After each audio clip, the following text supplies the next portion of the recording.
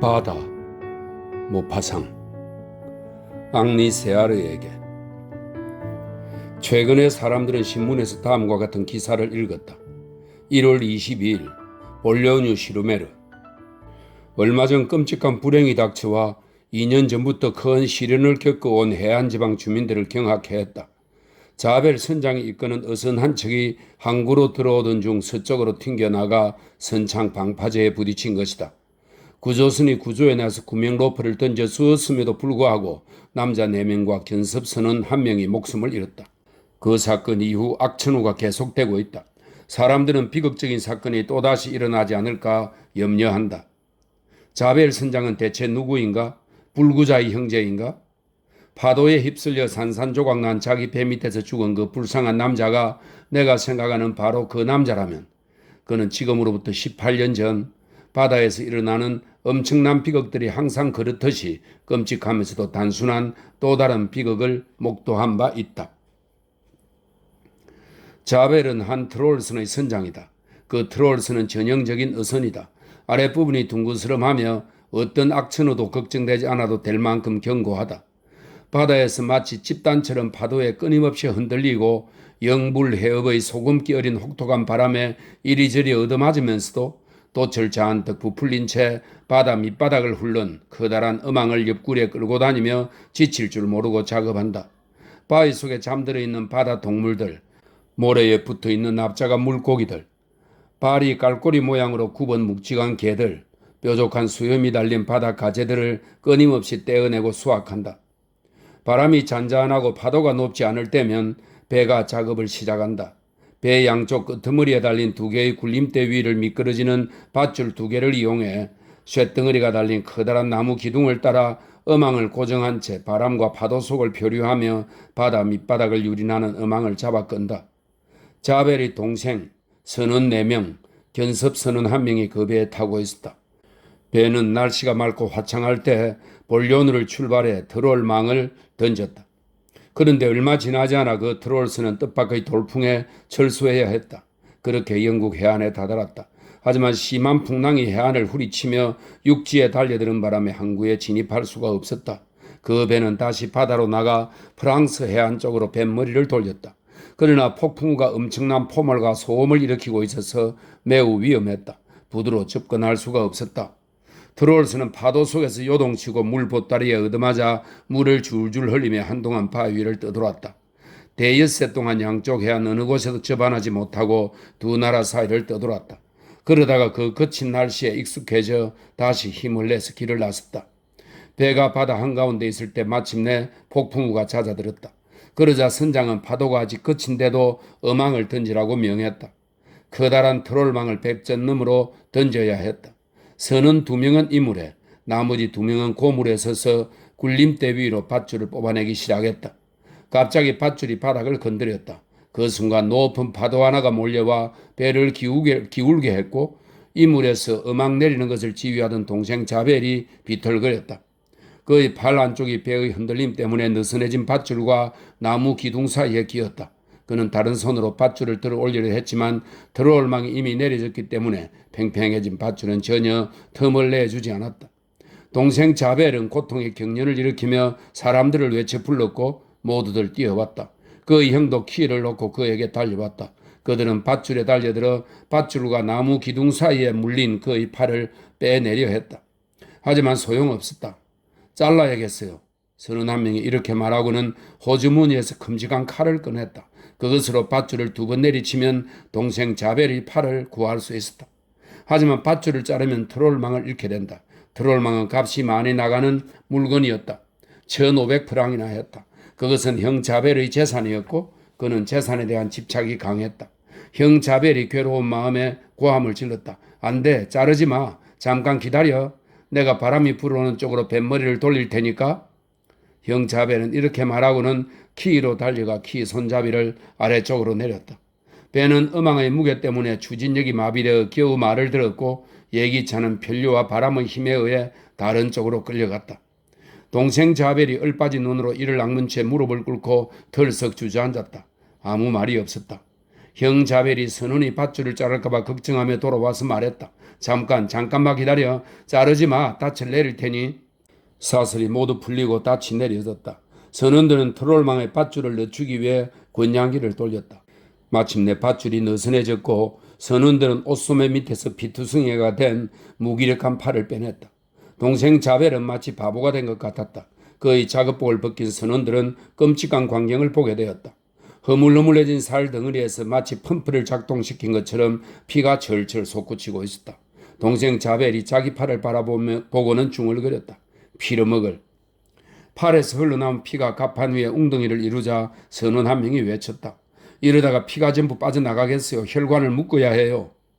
그들은 타르에 뒤덮인 굵은 갈색 끈을 가져와 팔 위쪽을 묶고 힘껏 조였다.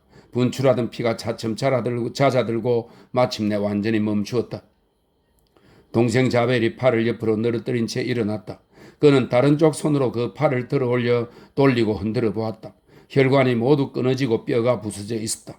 힘줄들이 그 살덩어리를 그의 몸에 간신히 연결해 주고 있었다. 그는 침울한 눈빛으로 생각에 잠겨 그것을 살펴보았다. 잠시 후 그는 접어놓은 돛 위에 앉았다. 동료들이 괴사하지 않도록 상처를 계속 물로 적시라고 조언했다. 선원들이 그의 곁에 양동이 하나를 가져다 놓았고 그는 유리잔을 이용해 그 안에서 물을 퍼내 끔찍한 상처 위에 맑은 물을 졸졸 흘려보냈다. 아래에 내려가 있으면 좀 나을 거야. 그의 형이 말했다. 그는 아래로 내려갔다. 하지만 1시간 뒤 혼자 있는 것이 그다지 기분 좋지 않아서 다시 가판으로 올라왔다. 바깥 공기를 마시는 게 더 좋았다. 그는 돛 위에 다시 앉아 팔에 물을 흘려보내기 시작했다. 조업은 잘 되었다. 배가 하얀 커다란 물고기들이 그 옆에서 죽음의 경련으로 몸을 벌떡였다. 그는 그 물고기들을 바라보며 지리겨진 자신의 팔뚝에 쉬지 않고 물을 죽였다. 본련우에 도착하려 할 때 다시 바람이 맹위를 떨쳤다. 작은 배는 튀어오르고 곤두박질 치고 그 침울한 부상자를 흔들면서 미친 듯한 질주를 다시 시작했다. 날이 저물었다. 동이 트이면 시간이 많이 남아있었다.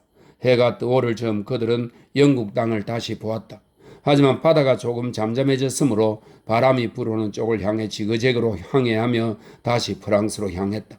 저녁이 될 때쯤 동생 자벨이 동료들을 불러 더 이상 그의 몸에 붙어있지 않은 팔뚝의 흉측한 모습을 시커멓게 썩은 자국들을 보여주었다. 선원들은 그 모습을 살펴보며 의견을 이야기했다. 아무래도 괴사할 것 같아. 한 선원의 생각이었다. 소금물을 뿌리는 게 좋을 거야. 다른 선원이 말했다.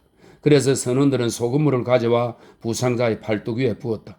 동생 자벨은 얼굴이 낯빛이 되어서는 이를 갈고 몸을 조금 비틀었다. 하지만 비명을 지르지는 않았다. 잠시 후 타는 듯한 통증이 찾아들자 그가 형에게 말했다. 형의 칼을 이리 줘. 그러자 형이 그에게 칼을 내밀었다. 내 팔을 똑바로 붙잡아 맨 다음 위로 당겨봐. 선원들은 그가 부탁하는 대로 했다. 이윽고 그는 자기 팔을 직접 칼로 자르기 시작했다. 몹시 위태로운 상황인 것처럼 골똘히 집중하며 날카로운 칼날로 힘줄들을 빼고 천천히 잘랐다. 얼마 지나지 않아 잘린 팔의 그루터기만 남았다. 그는 깊은 한숨을 토해내고는 말했다. 이렇게 할 수밖에 없었어. 이제 끝났어. 그는 안도한 표정으로 크게 숨을 내쉬었다. 그런 다음 잘린 팔의 그루터기에 다시 물을 흘려보내기 시작했다. 어둠이 더욱 짙어졌고 그들은 항구에 다다르지 못했다. 해가 뜨자 동생 자벨은 잘라낸 팔을 집어들고 오랫동안 천천히 들여다보았다. 부패한 것이 확실했다. 동료들도 와서 살펴보았다. 그들은 그것을 손에서 손으로 건져가며 만져보고 돌려보고 냄새 맡았다. 형 자벨이 말했다. 이제 그만 바다에 던져버려. 그러자 동생 자벨이 화를 냈다. 아, 그건 안 돼, 안 된다고. 난 절대 그러지 않을 거야. 그건 내 거야, 안 그래? 그건 내 팔이라고. 그는 잘라낸 팔뚝을 다시 집어 자기 다리 사이에 놓았다. 꽤 심하게 썩을 거야? 형이 말했다. 그러자 동생의 머릿속에 좋은 생각이 떠올랐다. 오랫동안 바다 위에 있을 때 잡은 물고기들을 보관하기 위해 소금통 속에 넣어두지 않는가? 그가 말했다. 소금통 속에 넣어주면 되잖아. 그래요, 맞아요. 다른 선원들이 맞장구 쳤다. 이윽고 선원들은 최근 며칠 동안 잡은 물고기들이 가득 들어있는 소금통들 중 하나를 비우고 밑바닥에 그의 팔을 놓았다. 그리고 그 위에 소금을 부은 뒤 물고기들을 다시 쌓아 올렸다. 선원 한 명이 농담을 했다. 저걸 경매장에서 팔지는 못하겠지? 그러자 자벨 형제만 빼고 모두들 웃었다. 바람은 여전히 세게 불었고 그들은 다음날 오전 10시까지 본료누를 향해 지그재그로 항해했다. 부상자는 쉬지 않고 상처 위에 물을 뿌렸다. 이따금 그는 자리에서 일어나 배 한쪽 끝에서 다른 쪽 끝까지 걸어갔다. 키를 잡고 있는 그의 형이 고개를 저으며 눈으로 그를 쫓았다. 마침내 그들은 항구로 들어갔다. 의사가 상처를 진찰하고는 경과가 순조롭다고 말했다. 상처에 붕대를 잘 감아준 뒤 휴식을 좀 취하라고 말했다.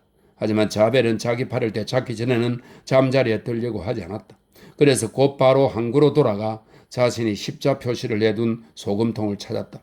선원들은 그가 보는 앞에서 소금통을 비웠고 그는 주름지고 차가워진 채 소금 속에 보존된 그의 팔을 다시 집어들었다.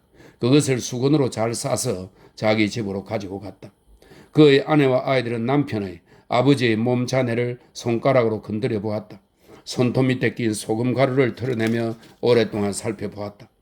그런 다음 소목장이를 불러 치수를 재어 작은 관을 만들게 했다. 다음날 트롤슨의 선원들은 잘라낸 팔을 매장하는 의식에 참석했다. 두 형제가 나란히 서서 장례 행렬을 이끌었다. 성당 관리인이 겨드랑이 밑에 관을 끼고 갔다. 동생 자벨은 선원 생활을 그만두고 항구에서 작은 일자리를 구했다. 나중에 자신이 당한 사고를 이야기할 때면 낮은 목소리로 상대방에게 털어놓았다. 형이 밧줄을 자르게 했다면 지금 나에겐 틀림없이 팔이 남아있을 거야. 하지만 형은 오직 자기 재산만 생각했지.